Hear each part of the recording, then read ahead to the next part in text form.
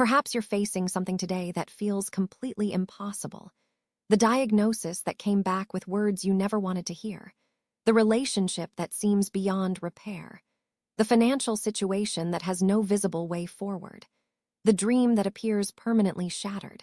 Maybe you've been staring at circumstances so overwhelming that hope itself feels like a luxury you can't afford. You've done the math, looked at all the angles, and every logical conclusion points to the same place. Impossible. I want you to know that whatever mountain you're facing right now, you're not alone in this valley. There have been countless others who have stood exactly where you're standing, feeling what you're feeling, carrying what you're carrying. And in those moments when human wisdom reaches its end, when our strength gives out, when every door seems locked, that's often when we discover something profound about the nature of possibility itself. Listen to these words from Mark, chapter 9. Jesus said unto him, If thou canst believe, all things are possible to him that believeth. All things are possible to him that believeth. Let those words settle for a moment. Jesus didn't say some things are possible or most things or the easy things. He said all things, and notice what makes the difference. Not our circumstances changing first, not our resources multiplying, not other people finally cooperating with our plans. The difference is belief. Now, I want to be very gentle here because I know some of you might be thinking, but I do believe and nothing has changed. Or perhaps you're feeling like your faith isn't strong enough, that you're failing somehow because the mountain hasn't moved yet. Please hear this. Belief isn't about having perfect faith or never doubting.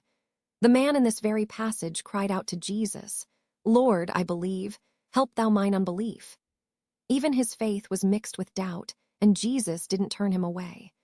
Belief in God's economy is often less about the size of our faith and more about the size of our God. When we say all things are possible, we're not putting the pressure on ourselves to manufacture enough faith to move mountains. We're recognizing that we serve a God for whom no situation is too complex, no heart too broken, no circumstance too tangled. The same God who spoke light into darkness, who brought life from death, who makes streams in the desert. He sees your impossible situation, and it doesn't overwhelm him. Maybe your circumstances haven't changed yet, but possibility itself has entered the room.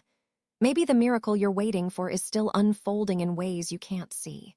Or maybe the greater miracle is how God is changing you through this season, building something in your character that could only be formed in the furnace of impossibility. Sometimes God moves the mountain, and sometimes he gives us the strength to climb it.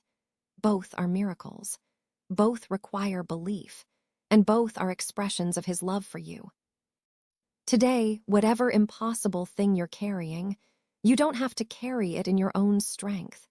You don't have to figure out how God will work it out. You simply have to remember who he is and trust that the God of all possibilities is writing a story in your life that isn't finished yet. Friend, your impossible situation is not the end of your story. It's often the place where God's greatest work begins. If these words brought even a whisper of hope to your heart today, would you subscribe for daily scripture comfort and promises of peace?